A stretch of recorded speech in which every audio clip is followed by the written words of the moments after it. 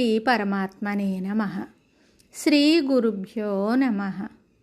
గురువాయుపురాధీశం విష్ణుం నారాయణం హరిం వాసుదేవం జగన్నాథం కృష్ణం వందే జగద్గురుం. నారాయణ భట్టతిరి కృతం శ్రీమన్నారాయణీయం. 4వ దశకము 9వ శ్లోకము. త్వత్సమాధి విజయేతు యః పునర్మంక్షు మోక్షరసికః క్రమేణ వా యోగవస్యమనిలం షడాశ్రయైః ఉన్నయత్యజ సుషుమ్నయాసనైః.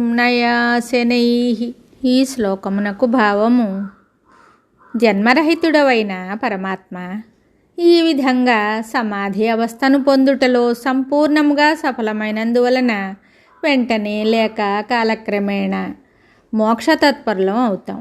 అప్పుడు అష్టాంగయోగము ద్వారా ప్రాణవాయువును స్వాధీనమునకు తెచ్చుకొని మూలాధారాది షట్చక్రములను సుషుమ్నా అను నాడి ద్వారా మెల్లమెల్లగా శిరస్సునందున్న బ్రహ్మరంధ్రం వరకు తీసుకుని వస్తాము.